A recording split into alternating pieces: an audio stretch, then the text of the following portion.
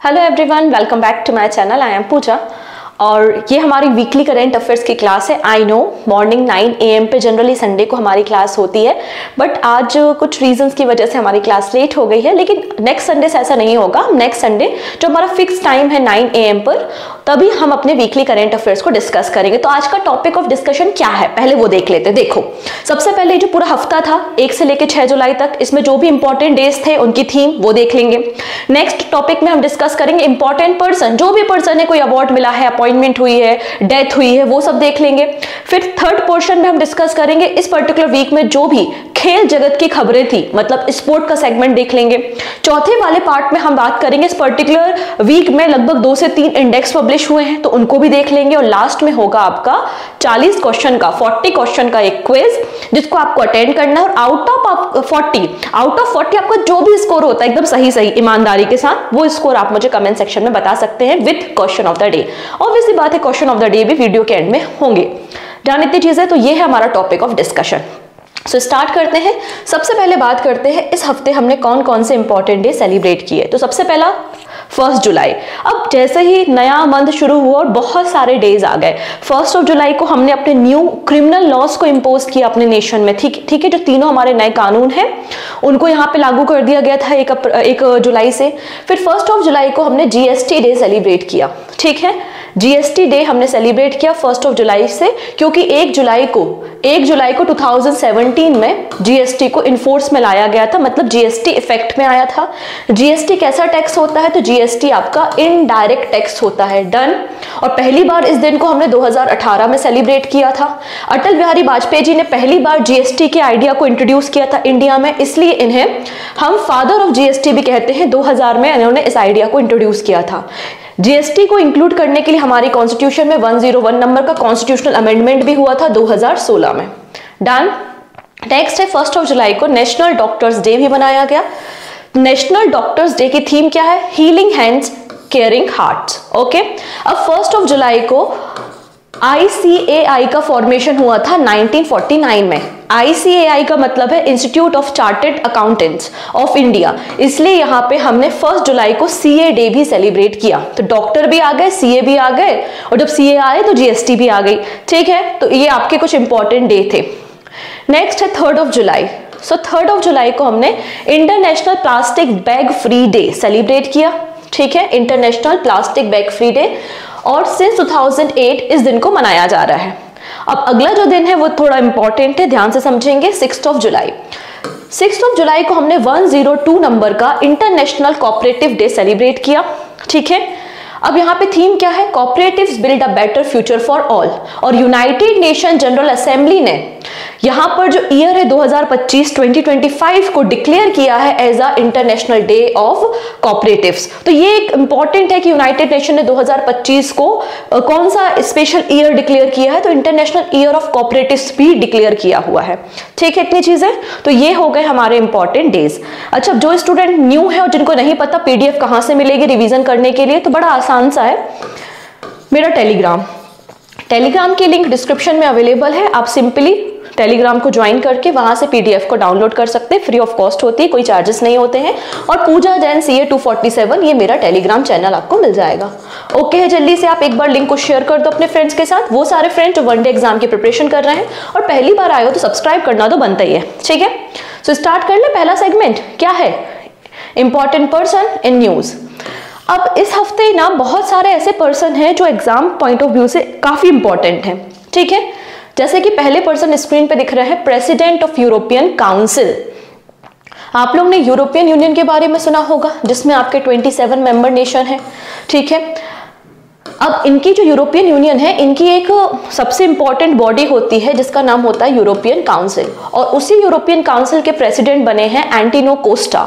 एंटिनो Costa former prime minister of Portugal रहे हैं। तो पोर्चुगल के पुराने ये आपके प्राइम मिनिस्टर थे एंटिनो कोस्टा, और अभी recently president of European council इनको बनाया गया है। ठीक है, ये किसको रिप्लेस करेंगे? तो चार्ल्स मिशेल को बेसिकली, जो बेल्जियम से हैं चार्ल्स मिशेल, इनको बेसिकली रिप्लेस करेंगे 1 अक्टूबर से। 1 अक्टूबर 2024 से इनका टेन्योर स्टार्ट होगा। यहाँ पर जो यूरोपियन काउंसिल के प्रेसिडेंट होते हैं उनकी जो अपॉइंटमेंट होती है या उनका जो टेन्योर होता है वो 2.5 साल का होता है, 2.5 ईयर्स का। और कोई भी व्यक्ति का जो टेन्योर है वो मैक्सिमम 1 ईयर, मतलब 1 टर्म के लिए एक्सटेंड किया जा सकता है। मतलब मैक्सिमम कोई भी व्यक्ति 5 सालों तक ही, 5 ईयर तक ही यूरोपियन काउंसिल का प्रेसिडेंट रह सकता है। तो मैक्सिमम 5 साल के लिए और एक बार में 2.5 साल का टेन्योर होता है। ये भी थोड़ा सा आप याद रख लेंगे। ठीक है, इतनी चीजें ओके है। चलो नेक्स्ट देख लेते हैं फिर हम। वही सारी बातें लिखी हुई हैं यूरोपियन काउंसिल के प्रेसिडेंट के बारे में जो मैंने अभी आपको ब्रीफ में डिस्कस किया था। ठीक है, अगर इसका हेडक्वार्टर देखेंगे तो ब्रुसेल्स बेल्जियम में आपको हेडक्वार्टर देखने को मिल जाएगा। चलिए अब बात करते हैं यहाँ पे डॉक्टर उषा ठाकुर के बारे में।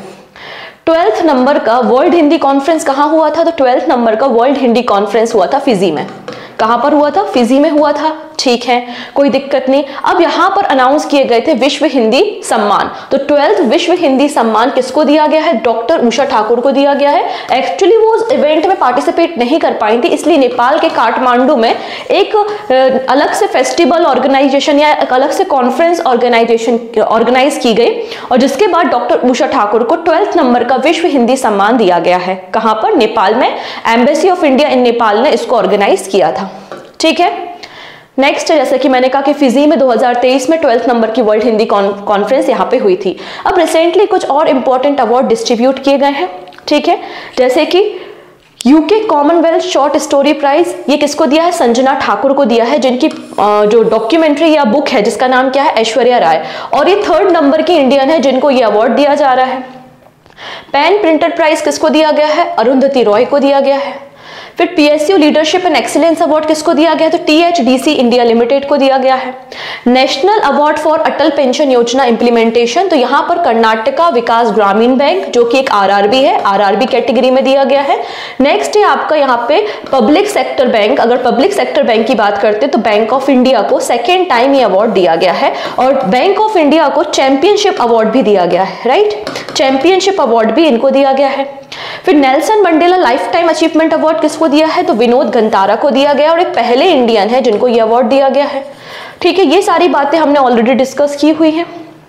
ठीक है, डन इतनी चीजें। इसके अलावा आप 6 मंथली कंपाइलेशन को भी फॉलो कर सकते हैं। बिल्कुल आपके लिए बहुत हेल्पफुल रहने वाला है 6 मंथली कंपाइलेशन। एक बार पूरा कंपाइलेशन हो जाएगा तो उसकी एक ई बुक डिजाइन करके आपको दे दी जाएगी, तो जिससे आपको जनवरी से लेकर जून तक के करंट अफेयर्स के लिए यहां वहां नहीं भटकना पड़ेगा। अभी तक 3 पार्ट्स कंप्लीट हो चुके हैं। 6 मंथ के इंपॉर्टेंट इंडेक्स मैंने कवर किए हैं, 6 मंथ के इंपॉर्टेंट मिलिट्री एक्सरसाइज भी कवर की हैं और 6 मंथ के इंपॉर्टेंट अवार्ड्स भी कवर हो चुके हैं। ठीक है, चलो नेक्स्ट देख लेते हैं फिर हम। Vikram Misri appointed as 35th foreign secretary of India, मतलब हमारे विदेश मामलों के सचिव। किसे अपॉइंट किया गया है? विक्रम मिस्री को अपॉइंट किया गया है और इसके पहले डिप्टी एनएसए मतलब डिप्टी नेशनल सिक्योरिटी एडवाइजर के रूप में काम कर रहे थे। 15 जुलाई से ये 35th नंबर के फॉरेन सेक्रेटरी ऑफ इंडिया हो जाएंगे। किसको सक्सीड कर रहे हैं, किसको रिप्लेस कर रहे हैं? तो आंसर हो जाएगा विनय मोहन क्वात्रा को बेसिकली सक्सीड करने वाले हैं। ठीक है, इसके अलावा अगर हम विक्रम मिस्री के बारे में बात करें तो ये ऑलरेडी इंडिया के एम्बेसडर टू चाइना रह चुके हैं 2019 से लेकर 2021 तक। डन। अगर हम बात करते हैं पहली first female foreign secretary of India, ठीक है, पहली महिला जिनको फॉरेन सेक्रेटरी बनाया गया था वो कौन थी? आंसर हो जाएगा कोकिला अय्यर, 2001 से 2002 के बीच में। अब यहाँ पे हर एक डिपार्टमेंट के अपने कुछ इंपॉर्टेंट सेक्रेटरीज होते हैं, जैसे कि आप डिफेंस सेक्रेटरी के बारे में अक्सर न्यूज में सुनते रहते हैं गिरिधर अरमाने का नाम। वैसे इकोनॉमिक अफेयर सेक्रेटरी कौन है? अजय सेठ है।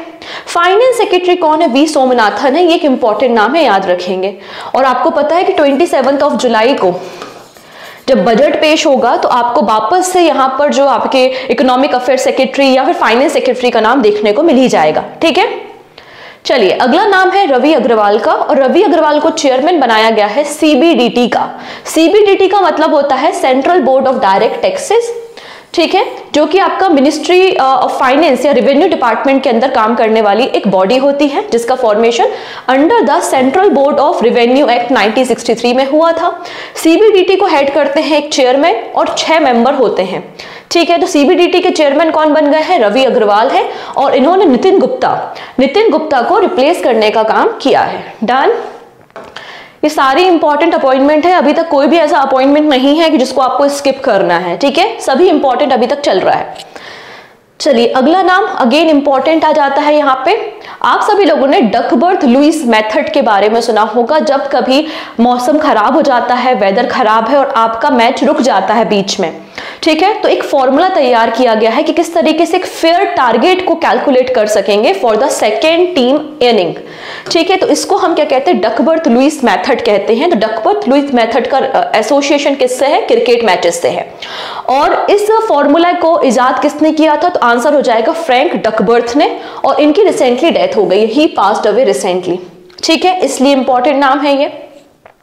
नेक्स्ट बात करते हैं 27वें नंबर के SBI central bank of India state Bank of India के हमारे नए चेयरमैन 27वें नंबर के, जो कि दिनेश कुमार खारा जी को रिप्लेस करने वाले हैं।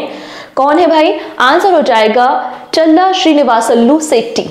ये आपका नया नाम देखने को मिलेगा। Again very very important appointment, क्योंकि हमारे देश का सबसे बड़ा पब्लिक सेक्टर बैंक एसबीआई तो है, स्टेट बैंक ऑफ इंडिया है, इसलिए इसके नेक्स्ट जो चेयरमैन है वो हमारे लिए इंपॉर्टेंट है। क्योंकि जनरली जो एसबीआई के चेयरमैन होते हैं ना, उनका मैक्सिमम टेन्योर 63 ईयर्स के लिए होता है। मतलब आपको 63 साल तक की उम्र तक ही आप रह सकते हो, और यहाँ पे 63 ईयर्स के होने वाले हैं दिनेश कुमार खारा जी। ठीक है, अगस्त में ये नए चेयरमैन बन जाएंगे। नेक्स्ट है 58 नंबर के prime minister of United kingdom. Britain की बात हो रही है। यूनाइटेड किंगडम के 58 नंबर के यहाँ पर प्राइम मिनिस्टर अपॉइंट हुए हैं, इलेक्ट हुए हैं, जिनका नाम क्या है? कियर स्टारमर। ठीक है, कियर स्टारमर इनका नाम है, और इन्होंने किसको सक्सीड किया है? तो ऋषि सुनक को किया है, और ये लेबर पार्टी से बिलोंग करते हैं। चलिए अगला नाम आता है डिक स्कूफ का, और इन्हें नेदरलैंड का न्यू प्राइम मिनिस्टर बनाया गया है। इसके पहले ये नेदरलैंड या डच इंटेलिजेंस एजेंसी के फॉर्मर हेड भी रह चुके हैं। The Netherland has new prime minister for the first time in 14 years. 14 सालों के बाद नया प्राइम मिनिस्टर यहाँ पे मिल रहा है इनको। अब यहाँ पे इंटरनेशनल अपॉइंटमेंट अगेन मैं कहूंगी कि इंपॉर्टेंट होती हैं। इंटरनेशनल अपॉइंटमेंट से एग्जाम में क्वेश्चन तो फ्रेम किए जाते हैं, तो थोड़ा सा आपको इस लिस्ट को ध्यान में रखना है, जिसमें से कुछ नाम मैं यहाँ पे हाईलाइट कर देती हूँ। एक ये वाला नाम नहीं भूलने का है आपको, और दूसरा ये वाला नाम नहीं भूलने का है। ठीक है, ये दोनों नाम स्पेशली आपको याद रखने हैं। डन। पीडीएफ में मिल जाएगा, आप पढ़ सकते हो, चाहो तो स्क्रीनशॉट भी ले सकते हो। नेक्स्ट है director general of PIB, press information bureau. PIB के नेक्स्ट डायरेक्टर जनरल कौन बन गए हैं? तो धीरेन्द्र ओझा बन गए हैं। धीरेन्द्र ओझा, और किसको रिप्लेस करेंगे? तो शेफाली शरण को ये रिप्लेस करेंगे। शेफाली शरण को ये रिप्लेस करने वाले हैं। Done. Next Hemant Soren, third term के लिए तीसरी बार हेमंत सोरेन चीफ मिनिस्टर बन गए हैं। कहां पर? झारखंड के। पहली बार 2013 से 2014 के बीच में, फिर सेकेंड टाइम 2019 से लेकर 2024 के बीच में, मतलब जनवरी 2024 तक, और फिर इनको ईडी ने अरेस्ट कर लिया था। फिर कुछ समय के लिए चंपाई सोरेन झारखंड के मुख्यमंत्री थे, लेकिन वापस से हेमंत सोरेन झारखंड के मुख्यमंत्री बन गए और तीसरी बार शपथ ले रहे हैं। शपथ कौन कराता है चीफ मिनिस्टर को? तो गवर्नर कराते हैं, और गवर्नर कौन है? सीपी राधाकृष्णन है। सीपी राधाकृष्णन आपको गवर्नर देखने को मिल जाएंगे झारखंड राज्य के। डन। नेक्स्ट है, अब यहां पर आरबीआई ने 2 एग्जीक्यूटिव डायरेक्टर्स को अपॉइंट किया है। ठीक है, कौन कौन है? एक है अर्णव कुमार चौधरी, और दूसरा नाम आता है चारुलता एस का। इन दोनों को एग्जीक्यूटिव डायरेक्टर आरबीआई ने अपॉइंट किया है। डिपार्टमेंट इंपॉर्टेंट नहीं है कि किस डिपार्टमेंट में हायर किया है, लेकिन हाँ 2 नए एग्जीक्यूटिव डायरेक्टर है, इनका नाम भी आप देख सकते हो।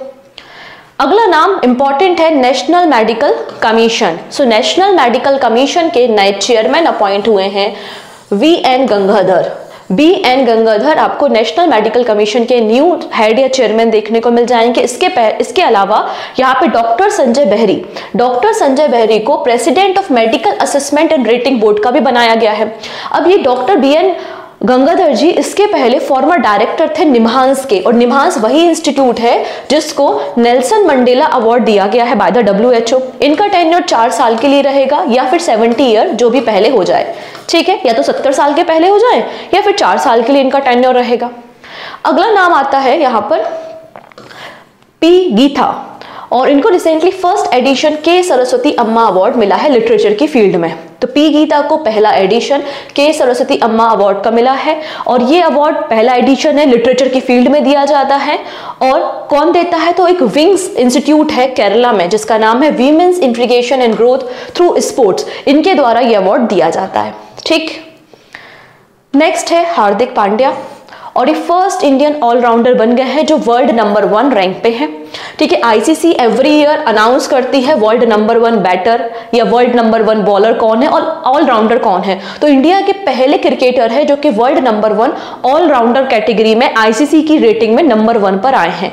अभी तक टोटल 6 हमारे प्लेयर हैं जो आईसीसी की रेटिंग में नंबर 1 पर आए हैं। जैसे कि अगर बैट्समैन कैटेगरी में बात करो तो गौतम गंभीर, विराट कोहली और सूर्य कुमार यादव है। बॉलर कैटेगरी में जसप्रीत बुमराह और रवि बिश्नोई का नाम है। वहीं ऑलराउंडर कैटेगरी में एकमात्र हैं जिनका नाम है हार्दिक पांड्या। ठीक, इसके अलावा ये दोनों भी क्रिकेटर हैं। एक का नाम है रियान पराग जो कि आसाम से बिलोंग करते हैं और दूसरा नाम आता है नीतीश कुमार रेड्डी का जो कि आंध्र प्रदेश से हैं और इन दोनों को प्यूमा इंडिया का ब्रांड एम्बेसडर बनाया गया है। डन। चलिए, अब यहाँ पे 75th नंबर की बर्थ एनिवर्सरी थी किसकी? हमारे देश के 13th नंबर के वाइस प्रेसिडेंट, 13th नंबर के वाइस प्रेसिडेंट जिनका नाम है वेंकैया नायडू, उनकी 75वीं नंबर की सालगिरह थी। तो इस मौके पे प्राइम मिनिस्टर नरेंद्र मोदी जी ने 3 बुक्स को अनवील किया है, 3 बुक्स को लॉन्च किया है। कौन कौन सी है वो 3 बुक्स? तो Venkaiah Naidu life in services, celebrating Bharat the mission and the message of Shri M Venkaiah Naidu as a 13th vice president of India, and यहाँ पे है महान नेता life and journey of the Shri M Venkaiah Naidu. इन 3 पुस्तकों को लॉन्च करने का काम मोदी जी ने किया है। ठीक है, अगर हम बात करें एम वेंकैया नायडू जी के बारे में तो एक इंपॉर्टेंट पर्सनालिटी है। यहां से क्वेश्चन बनने की प्रोबेबिलिटी बहुत ज्यादा है क्योंकि 2024 में इनको पद्म विभूषण अवार्ड दिया गया था। ठीक है, इसके अलावा ये हमारे देश के 13th नंबर के वाइस प्रेसिडेंट रहे हैं 2017 से लेकर 2022 तक। तो इनका टेन्योर इंपॉर्टेंट है, याद रखना है। ठीक है, नेक्स्ट है मनोज बाजपेयी जी की लाइफ के ऊपर एक बायोग्राफी रिलीज की गई है। ठीक है, और जिसमें बताया गया है किस तरीके से इन्होंने एक स्मॉल टाउन से बॉलीवुड की यात्रा को सक्सेसफुली कवर किया है। अच्छा, ये जो आपकी बायोग्राफी है इसको रेडी किसने किया है? पीयूष पांडे। पीयूष पांडे इसके ऑथर है। तो Manoj Bajpayee the definitive biography authored by the Piyush Pande. ठीक, अगला नाम यहाँ पे मोहन भागवत जी का आता है जो कि आरएसएस के चीफ है। रिसेंटली इन्होंने धमुपुर उत्तर प्रदेश में अब्दुल जी के, ये अब्दुल जी हैं, ठीक है, इनके विलेज को, अब्दुल हामिद के विलेज को विजिट किया था, उनको ट्रिब्यूट किया और उसके बाद यहाँ पर उनकी लाइफ पर बेस्ड पुस्तक को भी लॉन्च किया है। ठीक है, तो Rashtriya Swayamsevak Sangh chief Mohan Bhagwat visited the native village of Hamid Dhamupur, जहां पे उन्होंने 2 बुक्स को रिलीज किया है। पहली बुक का नाम है मेरे पापा परमवीर और दूसरी बुक का नाम क्या है? भारत का मुसलमान। इन दोनों पुस्तकों को आरएसएस चीफ ने रिसेंटली लॉन्च किया है। इनका रिलेशन 1965 के इंडिया पाकिस्तान की वॉर से आपको देखने को मिल जाएगा। ठीक है, अब इस बुक के ऑथर कौन है तो देख लेते हैं। सबसे पहला है मेरे पापा परमवीर। इस पुस्तक को लिखा किसने? Written by the Ramachandra Srinivasan. और यहाँ पे भारत का मुसलमान, इस पुस्तक के ऑथर कौन है? कैप्टन मकसूद गाजीपुरी। तो ये आपको राइटर का नाम भी याद रखना है, किसने रिलीज की है वो भी याद रखना है, किस पे बेस्ड है आपको उनका नाम भी पता होना चाहिए। ठीक है, चलिए अब बात कर लेते हैं यहाँ पर हम लियोन मास्टर चेस चैंपियनशिप के बारे में। ये जो लियोन मास्टर चेस चैंपियनशिप है वो स्पेन में हुई थी और यहाँ पे 10th टाइम 10वीं बार इस टाइटल को या टूर्नामेंट को किसने जीता है? तो विश्वनाथन आनंद जी ने जीता है। विश्वनाथन आनंद हमारे देश के पहले ग्रैंड मास्टर है और 1988 में पहली बार हमारे देश के ग्रैंड मास्टर बने थे। इसके अलावा विश्वनाथन आनंद जी हमारी कंट्री के पहले पर्सन है जिनको राजीव गांधी खेल रत्न अवार्ड, जिसको आज हम मेजर ध्यानचंद्र खेल रत्न अवार्ड के नाम से जानते हैं, पहली बार इनको दिया गया था 1991-1992 में। इसके अलावा 2007 में इनको पद्म विभूषण अवार्ड दिया गया है और ये पहले स्पोर्ट पर्सन है स्पोर्ट कैटेगरी में जिनको पद्म विभूषण अवार्ड दिया गया है। ठीक है, चलिए अगला नाम देख लेते हैं। हम सभी को पता है कि तीसरी बार, 3rd टाइम हमारी कंट्री के जो एनएसए हैं वो कौन बन चुके हैं? अजीत डोभाल जी बन चुके हैं। सिंस 2014 ये हमारी कंट्री के एनएसए हैं, national security adviser Ajit Doval. जब एनएसए का पद क्रिएट किया गया था उस समय एक और पोजीशन थी विच इज एडिशनल एनएसए, और एडिशनल एनएसए की जो पोजीशन है वो बहुत लंबे समय से खाली है, वेकेंट है, और पहली बार फॉर द फर्स्ट टाइम यहाँ पर एडिशनल एनएसए को अपॉइंट किया गया है जिनका नाम है राजेंद्र खन्ना। तो ऑब्वियसली बात है, पहली बार है तो अपने आप में इंपॉर्टेंट हो जाता है। तो यहाँ पे farmer raw chief research and analysis wing chief जिनका नाम है राजेंद्र खन्ना, उनको एडिशनल एनएसए बनाया गया है। वहीं अगर हम बात करते हैं डिप्टी एनएसए के बारे में, सो डिप्टी एनएसए यहाँ पे अपॉइंट हुए हैं पवन कपूर और टी रविचंद्रन। डन इतनी चीजें। चलो नेक्स्ट देख लेते हैं। यहाँ पर डिफेंस सेक्टर से रिलेटेड कुछ और अपॉइंटमेंट रिसेंटली न्यूज में थी, जैसे कि vice chief of the army staff NS Raja Subramanya बन गए हैं, और यहाँ पे chief of the army staff कौन बन गए, लेफ्टिनेंट जनरल उपेंद्र द्विवेदी, और इन्होंने मनोज पांडे जी को सक्सीड किया है। इसके अलावा जो हमारे आईबी इंटेलिजेंस ब्यूरो के चीफ है जिनका नाम है तपन कुमार ढेका, उनका टेन्योर 1 साल के लिए 1 ईयर के लिए एक्सटेंड कर दिया गया है। First women helicopter pilot Anamika B Rajeev और additional director in the CBI AYV Krishna N Venugopal को बनाया गया है। डन। अब कुछ शॉर्ट न्यूज है, ये है शेफाली वर्मा। हम सभी को पता है कि हमारे वीमेन्स क्रिकेट टीम की one of the very best player आपको देखने को मिल जाएंगे, और Shafali Verma become the fastest women double century in the test cricket. अभी इन्होंने साउथ अफ्रीका के खिलाफ मैच किया था और इन्होंने सबसे फास्ट डबल सेंचुरी बनाई है। ठीक है, और ये 2nd नंबर की फीमेल क्रिकेटर बन गई हैं। 1 सेकेंड, ये 2nd नंबर की फीमेल क्रिकेटर बन गई हैं जिन्होंने डबल सेंचुरी लगाई है टेस्ट क्रिकेट में। इसके पहले मिताली राज ने डबल सेंचुरी लगाई थी। ठीक है, अगला नाम आता है यहाँ पे सूर्य कुमार यादव जी का, जो कि बेस्ट फील्डर अवार्ड इनको मिला है बाय द BCCI। ठीक है, BCCI के चीफ यहाँ पे आप देख सकते हो, इनके द्वारा ये अवार्ड इनको दिया गया है। डन। फिर शाहरुख खान के बारे में बात करते हैं। अच्छा, शाहरुख खान ना पद्म अवार्डी भी है, इनको पद्मश्री अवार्ड मिला था 2005 में। सो शाहरुख खान को रिसेंटली लोकेंडो फिल्म फेस्टिवल में कैरियर अचीवमेंट अवार्ड दिया जा रहा है, और यहाँ पर आप देखोगे लोकेंडो जो शहर है वो स्विट्जरलैंड में आपको देखने को मिल जाएगा। अब यहाँ पे बात कर लेते हैं दिनेश कार्तिक के बारे में। तो दिनेश कार्तिक अपकमिंग जो IPL होगा 2025 में, उसके लिए RCB रॉयल चैलेंजर बैंगलोर के मेंटोर एंड यहाँ पे कोच रहेंगे। ठीक है, बैटिंग कोच रहेंगे। ओके, नेक्स्ट बात कर लेते हैं। यहाँ पर एक नाम आता है सुमित नागल का, जो कि हमें पता है कि हमारे देश के एक टेनिस प्लेयर है, और इनको बैंक ऑफ बड़ौदा का नया एम्बेसडर बनाया गया है। डन। तो ये थे हमारे कुछ इंपॉर्टेंट पर्सन। तो हमने अगला सेगमेंट भी कवर कर लिया। चलो नेक्स्ट बात करेंगे कुछ स्पोर्ट के न्यूज पे। तो इस हफ्ते जो सबसे खास स्पोर्ट्स की न्यूज थी, इनफैक्ट मैं तो बोलूंगी इस पूरे साल भर की जो सबसे खास स्पोर्ट्स की न्यूज रहने वाली है वो यही रहने वाली है, क्योंकि हम बहुत लंबे समय के बाद यहाँ पर ICC के वर्ल्ड कप को जीते हैं। राइट, तो हमारे लिए तो है ही अचीवमेंट। तो बात कर लेते हैं हम यहाँ पे 9th edition of ICC men's T20 world cup के बारे में। ये कहां पर हुआ था, तो वेस्ट इंडीज में हुआ था और USA में हुआ था। ठीक है, फाइनल मैच कहां पे खेला गया था, तो बारबाडोस में खेला गया था। और फिर बारबाडोस में जब हमारी टीम वापस आ रही थी तो आप लोगों ने एक हरिकेन, एक साइक्लोन के बारे में सुना होगा, ब्रेल। ठीक है, उसके कारण हमारी टीम यहाँ पे स्टक हो गई थी। 9th एडिशन था, इसके अलावा 20 टीम्स ने यहाँ पे पार्टिसिपेट किया था। फिर आपको एक और चीज याद रखनी है, यहाँ पर जैसे कि युवराज सिंह का नाम है, क्रिस गेल का नाम है, उसेन बोल्ट का नाम है, ये कुछ ऐसे प्लेयर्स हैं जो कि एम्बेसडर्स रहे हैं इस पर्टिकुलर वर्ल्ड कप के लिए। इसके अलावा आप देखेंगे कि जो USA की टीम थी और साउथ अफ्रीका की टीम थी, इसके लिए जो ब्रांड एम्बेसडर था या स्पॉन्सर था वो कौन था, अमूल इनका लिए स्पॉन्सर के रूप में काम कर रहा था। तो ये कुछ इंपॉर्टेंट इंफॉर्मेशन है अबाउट द मैच। अब फाइनल मैच जो है वो कहां किसके बीच में खेला गया था, तो इंडिया एंड साउथ अफ्रीका के बीच में फाइनल मैच खेला गया था, जिसमें इंडिया ने बीट किया है साउथ अफ्रीका को बाय द 7 रन, और यहाँ पे इंडिया इस ट्रॉफी को लिफ्ट किया है। तो ये 2nd टाइम है जब इंडिया ने T20 वर्ल्ड कप की ट्रॉफी को लिफ्ट की है। पहली बार 2007 में, पहली बार 2007 में ICC T20 वर्ल्ड कप को इंडिया ने जीता था, और ये 2nd टाइम आपको देखने को मिल जाएगा। टीम कैप्टन कौन थे, तो रोहित शर्मा हमारे टीम कप्तान थे। ठीक है, सबसे सक्सेसफुल टीम आप देख सकते हैं कि ऑस्ट्रेलिया है, और इंडिया ने जो आपका ये T20 वर्ल्ड कप है 2 बार जीता है, एक बार 2013 में आप देखेंगे, और अभी एक 2 बार 2024 में 2024 में। डन, क्लियर है। इसके अलावा हम बात करते हैं चैंपियनशिप ट्रॉफी के बारे में। तो चैंपियनशिप ट्रॉफी 2002 और 2013 में इंडिया ने जीती थी। डन। अब जो आपका 10th एडिशन होने वाला है ICC वर्ल्ड कप का, इसको इंडिया एंड श्रीलंका मिलके होस्ट करने वाले हैं। इंडिया एंड श्रीलंका मिलके इसको होस्ट करने वाले हैं, और 2025 में जो आपकी चैंपियनशिप ट्रॉफी होगी उसको पाकिस्तान होस्ट करने वाला है। ठीक है, इतनी इंफॉर्मेशन क्लियर है। ठीक है, अब यहाँ पे बात कर लेते हैं हम कुछ प्राइज मनी के बारे में। तो BCCI ने बीसीसीआई ने हमारी विनिंग टीम को 125 करोड़ रुपए यहां पर दिए हैं और आईसीसी की जो विनिंग टीम है उसको 2.45 मिलियन डॉलर, लगभग 20 करोड़ रुपए प्राइज मनी दी गई है। डन इतनी चीजें, ओके। अब यहाँ पे जो T20 वर्ल्ड कप हुआ है उसमें सबसे ज्यादा रन किसने बनाए हैं, तो आप देखेंगे रहमुल्ला गुरबेज जो कि अफगानिस्तान के क्रिकेटर है, उन्होंने सबसे ज्यादा रन बनाए हैं 281 रन। ठीक है, डन। इसके अलावा यहाँ पे आपको पता है कि विराट कोहली हो गए, रोहित शर्मा हो गए, इसके अलावा आपके जो कोच थे राहुल द्रविड़, इन सब लोगों ने रिटायरमेंट भी तो अनाउंस कर दिया है, ये बात भी हमने डिस्कस की थी।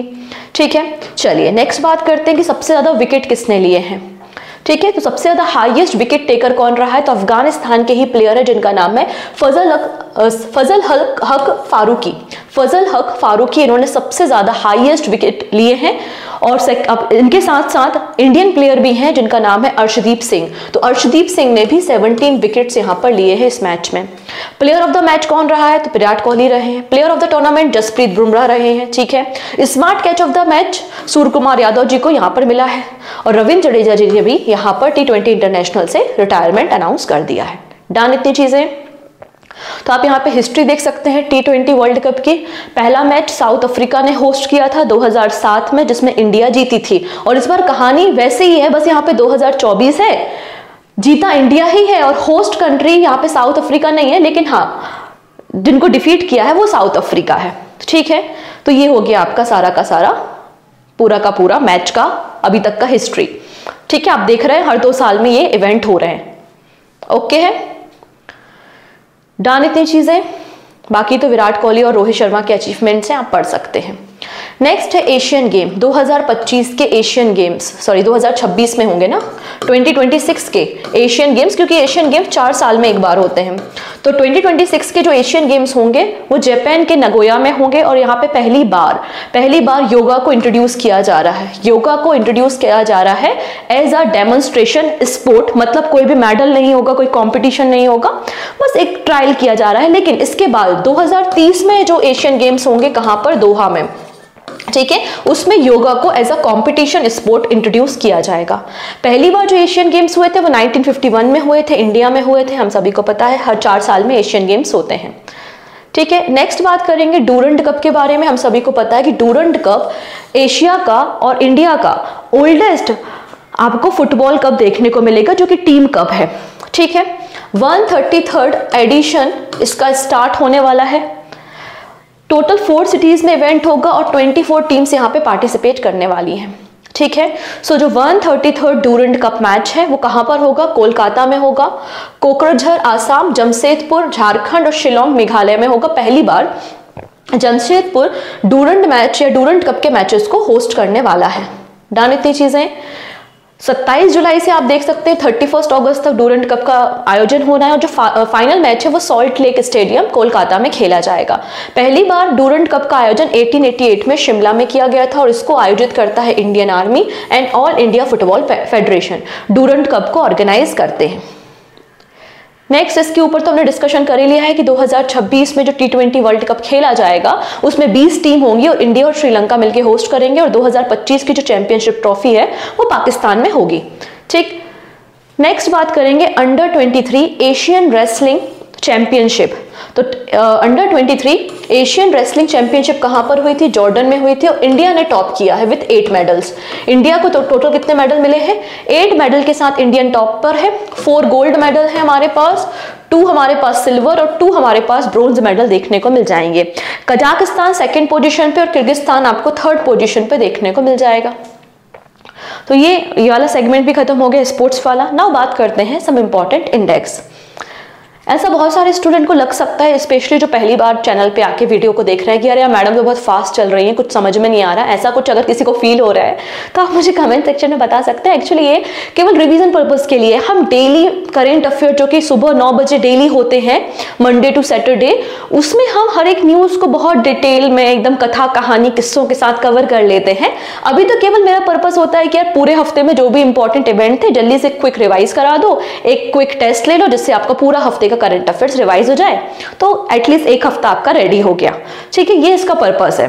ओके, डिटेल देखने के लिए आपको डेली करंट अफेयर्स ही फॉलो करना पड़ेगा। ओके है जी, चलो नेक्स्ट बात करेंगे ग्लोबल लाइबिलिटी इंडेक्स 2024, इसको कौन रिलीज करता है? तो आंसर हो जाएगा इकोनॉमिस्ट इंटेलिजेंस यूनिट इस इंडेक्स को रिलीज करती है, जिसमें बेसिकली पूरे वर्ल्ड की जो सबसे लिवेबल सिटी है, मतलब जो सबसे अच्छी है, हेल्थ केयर फैसिलिटीज भी है, आपकी एयर क्वालिटी इंडेक्स भी अच्छा है, पॉल्यूशन को भी आप रेगुलेट कर रहे हो, मतलब रहने के हिसाब से सबसे अच्छा शहर है, एजुकेशन के हिसाब से, हेल्थ केयर के हिसाब से।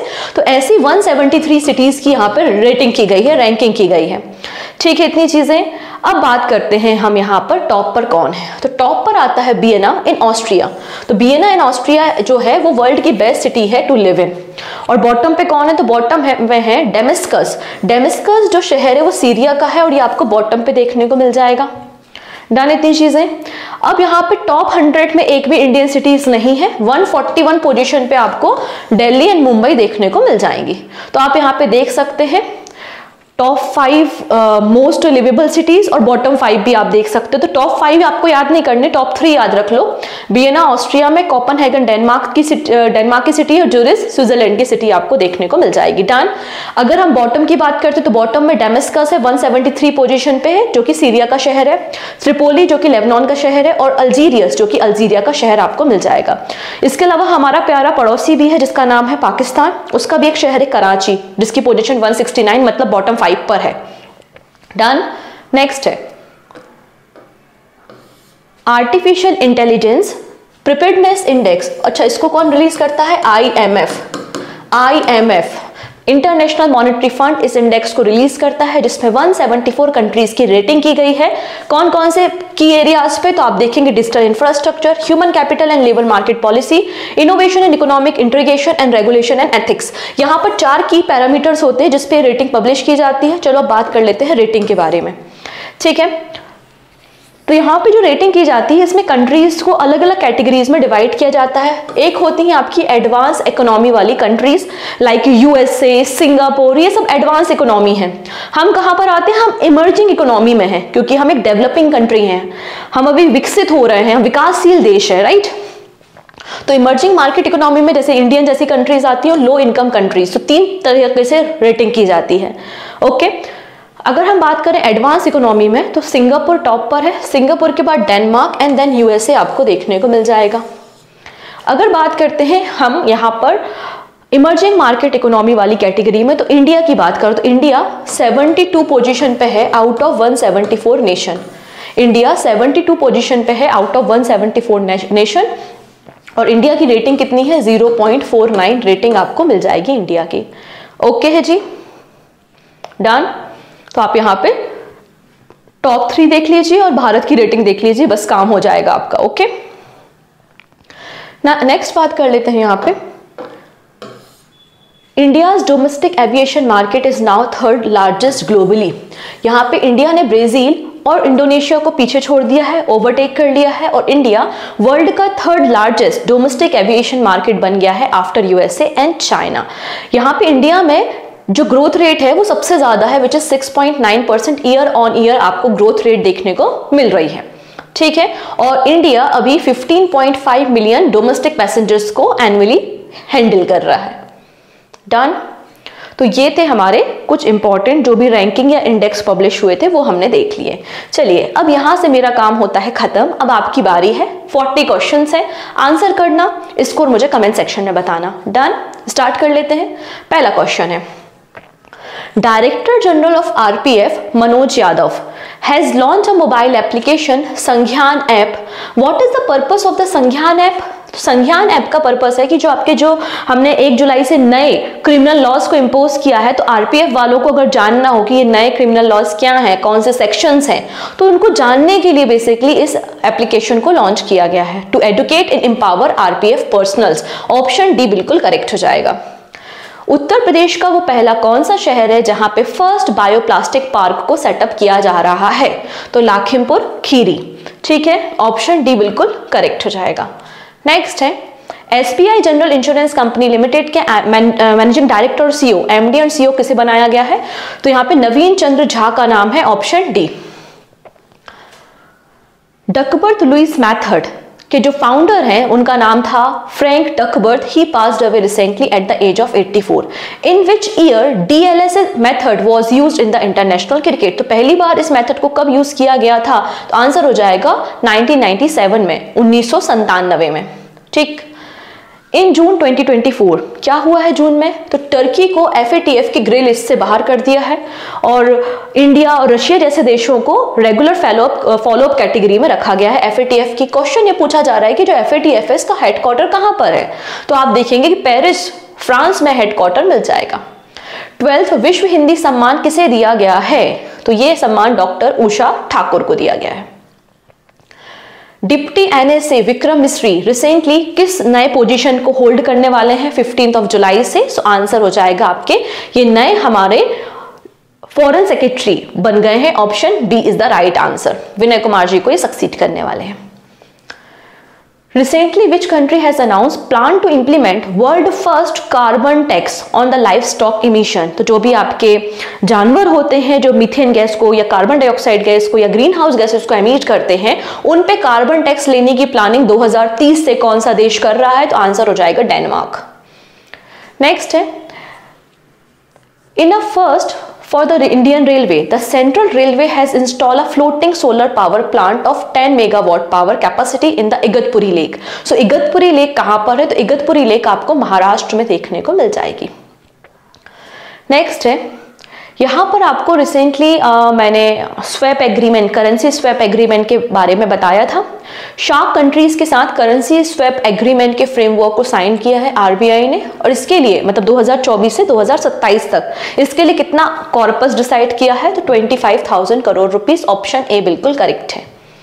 प्रेसिडेंट ऑफ यूरोपियन काउंसिल कौन बन गए हैं? तो पोर्चुगल के फॉर्मर प्राइम मिनिस्टर जिनका नाम है एंटिनो कोस्टा। नेक्स्ट देखेंगे, 29th एडिशन ऑफ रिमपैक मतलब रिम ऑफ पैसिफिक एक्सरसाइज कहां पर हो रही है? ये हवाई में हो रही है। हवाई USA का एक आइलैंड है जो कि पैसिफिक ओशियन में है, जिसमें इंडिया भी पार्टिसिपेट कर रहा है। बिल्कुल सही बात है। इंडिया की तरफ से कौन पार्टिसिपेट कर रहा है? तो INS शिवालिक। नेक्स्ट है, with which company has Adani defence and aerospace sign an agreement to manufacture 70 mm rocket in India? तो यहाँ पे फ्रांस की एक कंपनी है जिसका नाम है थैल्स ग्रुप, जिसके साथ एग्रीमेंट साइन हुआ है। Option D is the right answer. अब BCCI ने इंडियन टीम को कितना प्राइज मनी दिया हुआ है मैच को जीतने के कारण? तो आंसर हो जाएगा 125 करोड़ रुपीस। ठीक है। Which state government recently launch the मुख्यमंत्री माझी लड़की बहन योजना? तो इसकी जो एज लिमिट है वो 21 साल से पहले 61 साल थी, उसको बढ़ाकर 21 से 65 ईयर्स कर दिया है, जिसमें महाराष्ट्र राज्य की जो महिलाएं हैं उनको 1500 रुपीज यहाँ पे मंथली प्रोवाइड किए जाते हैं अंडर दिस स्कीम। तो ये महाराष्ट्र गवर्नमेंट की स्कीम आपको देखने को मिल जाएगी। नेक्स्ट है, T20 वर्ल्ड कप के रिगार्डिंग कुछ स्टेटमेंट है, आपको बताना है कि करेक्ट कौन सा है। पहला है कि इंडिया ने T20 world cup second time जीता है, पहली बार 2009 में जीता था। ये जो ट्रॉफी बनी हुई है ICC T20 वर्ल्ड कप की, ये सिल्वर एंड रोडियम मेटल से बनी हुई है। एंड जसप्रीत बुमराह यहाँ पे प्लेयर ऑफ द टूर्नामेंट रहे हैं। कौन सा स्टेटमेंट यहाँ पे करेक्ट है? तो पहला तो इनकरेक्ट है भाई, क्योंकि 2007 में हमने जीता था। बाकी स्टेटमेंट करेक्ट है। नेक्स्ट है, migration and development brief report जिसको वर्ल्ड बैंक ने रिलीज किया था, उसके अकॉर्डिंगली कौन सा स्टेटमेंट इनकरेक्ट है? तो इंडिया ने टॉप किया है रेमिटेंस रिसीव करने के मामले में। बिल्कुल सही बात है। 2023 में हमने $120 बिलियन का रेमिटेंस रिसीव किया था, मतलब पहला स्टेटमेंट तो सही है। सेकंड नंबर पर मैक्सिको, देन चाइना है। USA is the India's largest source of the remittance, बिल्कुल सही बात है। हमको जो सबसे ज्यादा रेमिटेंस आता है वो USA से आता है। USA के बाद UAE से सबसे ज्यादा रेमिटेंस हमको रिसीव होता है। The top migration corridor is from Mexico to the United States। बिल्कुल मैक्सिको और USA के बीच में सबसे ज्यादा माइग्रेशन आपको देखने को मिलेगा, तो ये बात भी बिल्कुल सही है। China is the largest origin country of the migrants. तो चाइना नहीं, इंडिया सबसे बड़ी कंट्री है जहां से सबसे ज्यादा माइग्रेंट्स जाते हैं। तो ऑप्शन 4 यहाँ पे इनकरेक्ट है, remaining are correct. Additional information आप पढ़ सकते हैं। ठीक। Next, Which country's navy has signed a deal with Indian Garden Reach Shipbuilder and Engineer, जो कि एक मिनी रत्न कैटेगरी 1 कंपनी है हमारे देश की, और इनके साथ 800 टन ओशियन गोइंग टग के लिए एक एग्रीमेंट साइन किया है बांग्लादेश की नेवी ने। ऑप्शन बी बिल्कुल करेक्ट हो जाएगा।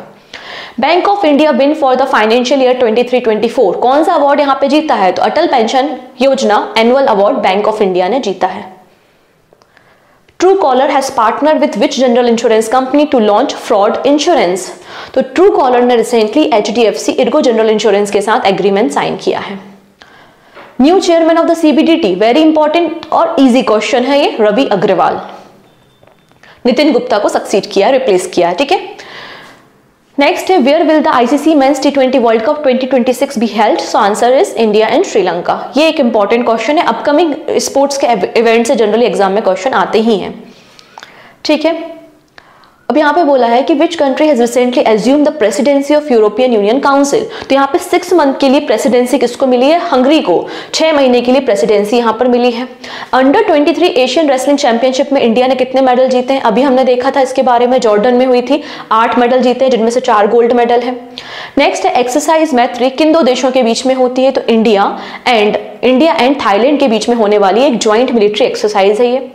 नेक्स्ट है, in which state will South Asia's largest flying training organisation be set up? तो साउथ एशिया का सबसे बड़ा फ्लाइंग ट्रेनिंग ऑर्गेनाइजेशन सेटअप हो रहा है कहां पर? ऑप्शन नंबर ए, महाराष्ट्र के अमरावती में। नेक्स्ट है, India will host which edition of UNESCO world heritage committee session at the Bharat Mandapam in New Delhi from the 21 July to 31 July? तो for the first time India इस मीटिंग को होस्ट कर रहा है, जो कि 46 नंबर का एडिशन है, ऑप्शन डी। डन। नेक्स्ट है, Indian air force chief air marshal VR Chaudhari, इन्होंने रिसेंटली वेपन सिस्टम स्कूल को लॉन्च किया है, इनॉग्रेट किया है, किस शहर में? तो आंसर हो जाएगा यहाँ पे हैदराबाद में, ऑप्शन सी। अब यहाँ पे प्रोजेक्ट नेक्सास के बारे में बात हो रही है, जिसमें RBI ने आसियान कंट्रीज के साथ इस प्लेटफॉर्म को रेडी किया है और इंस्टेंट पेमेंट को यहाँ पे किया जाएगा। तो कब तक ये जो प्लेटफॉर्म है ये लाइव हो जाएगा? तो 2026 तक, ऑप्शन बी। नेक्स्ट है, who has launch a portal? निर्माण। तो निर्माण पोर्टल किसने लॉन्च किया है? निर्माण का फुल फॉर्म हमारे लिए इंपॉर्टेंट है, noble initiative for rewarding mains aspirant of national civil service examination, ठीक है। तो इसको जी किशन रेड्डी मतलब मिनिस्ट्री ऑफ कोल ने लॉन्च किया है। Sujata Saunik has been appointed the first women chief secretary of which state? तो आंसर हो जाएगा महाराष्ट्र की, ऑप्शन ए बिल्कुल करेक्ट है।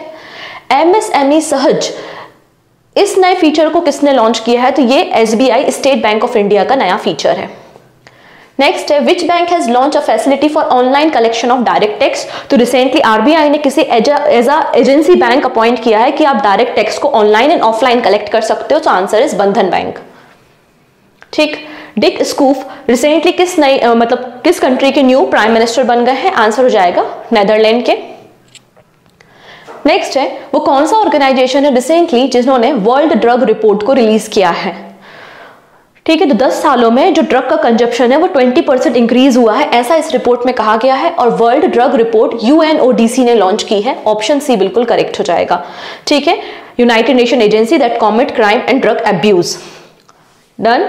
इनके अकॉर्डिंगली पूरे वर्ल्ड में 292 मिलियन लोग हैं जो कि ड्रग के शिकार हैं, ठीक। नेक्स्ट है, which two organizations recently signed an MOU to develop AI tool for detecting and classifying large cardamom disease in the Sikkim?